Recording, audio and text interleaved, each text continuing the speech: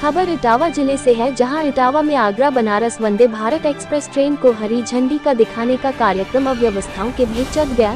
Train को हरी झंडी दिखाते समय बड़ा हादसा होने से बाल टल गया। वंदे भारत एक्सप्रेस ट्रेन को झंडी दिखाते समय कार्यकर्ताओं के द्वारा फोटो खिंचाने की होड़ में और धक्का मुक्की में भाजपा की इटावा से सदर विधायक श्रीमती सरिता भदौरिया वंदे भारत ट्रेन के सामने पटरियों पर जा गिरी, जिसके बाद हड़कंप मच गया। इसी दौरान ट्रेन ने आगे बढ़ने के लिए हॉर्न दिया, लेकिन प्लेटफॉर्म पर खड़े नेताओं ने ट्रेन चालक को आगे बढ़ने से इशारे करके रोका। कार्यकर्ताओं ने विधायक को जल्दी से रेलवे ट्रैक से हटाकर प्लेटफॉर्म पर चढ़ाया। जानकारी के मुताबिक आगरा बनारस वंदे भारत एक्सप्रेस ट्रेन को आज इटावा रेलवे स्टेशन जंक्शन पर हरी झंडी दिखाने का कार्यक्रम का आयोजन किया गया था, जिसमें बड़ी तादाद में समाजवादी पार्टी और भारतीय जनता पार्टी के नेता कार्यकर्ता मौजूद रहे।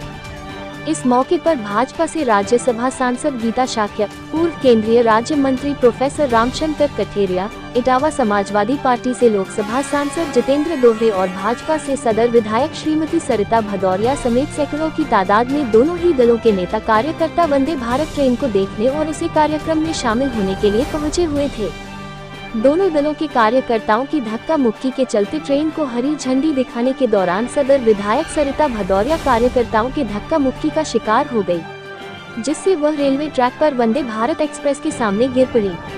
आनन फानन में वहां मौजूद लोगों ने और कार्यकर्ताओं ने उनको उठाने का प्रयास किया, तो वैसे ही वंदे भारत एक्सप्रेस ट्रेन ने गंतव्य के जाने के लिए हॉर्न बजा दिया, लेकिन तत्काल कार्यकर्ताओं और नेताओं ने ट्रेन चालक को इशारा करके रोक दिया, जिससे एक बड़ा हादसा होने से बचा। प्रयागराज में बाढ़ से प्रभावित क्षेत्र का डीएम समेत अन्य अधिकारियों ने दौरा किया है। छोटा बघाड़ा समेत अन्य इलाकों का एनडीआरएफ की टीम के साथ डीएम और नगर आयुक्त ने निरीक्षण किया है।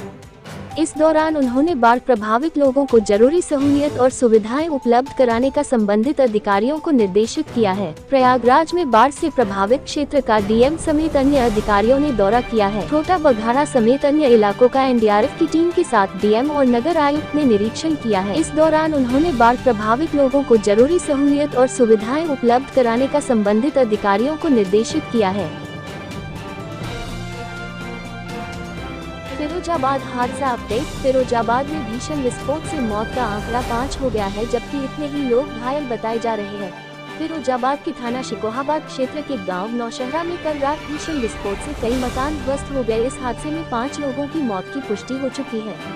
एनडीआरएफ और एसडीआरएफ की टीमों द्वारा सुबह से इलाके में सघन तलाशी जारी है और डॉग स्क्वाड की मदद से मलबे में दबे लोगों की जाँच की जा रही है। कितने लोग घायल हैं, क्या है? जैसा कि आप लोग सभी जानते हैं कि शिकोहाबाद में जहाँ पर कि हम लोग खड़े हैं, शिकोहाबाद थाना क्षेत्र में, इस गांव में एक घर में जहाँ पटाखे का स्टोरेज कर रखा था, वहाँ पर विस्फोट हुआ और विस्फोट के बाद जो अगल बगल के घर थे उसमें भी जो छत थी वो उस विस्फोट के प्रभाव से गिर गई, जिसमें से कि अभी तक पुलिस ने यहाँ से 10 लोगों को पुलिस निकाल कर ले गई है। फायर सर्विस की टीम, पुलिस, मजिस्ट्रेट, सब लोगों की टीम ले गई है।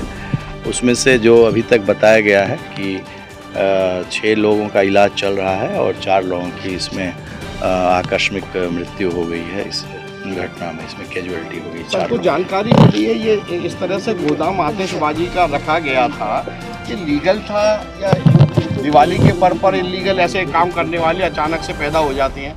देखिए, ये जो गोदाम इस जगह पर था, इस जगह का जैसा कि आप लोग जानते हैं कि किसी भी रिहायशी इलाके में किसी भी गोदाम को लाइसेंस नहीं दिया जाता है।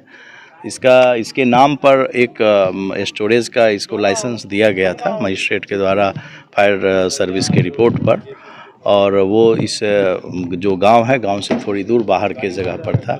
इस पर्टिकुलर जगह पर कहीं भी जहां पर रिहायशी इलाका रहता है वहां किसी प्रकार की गोदाम की का लाइसेंस नहीं दिया जाता है।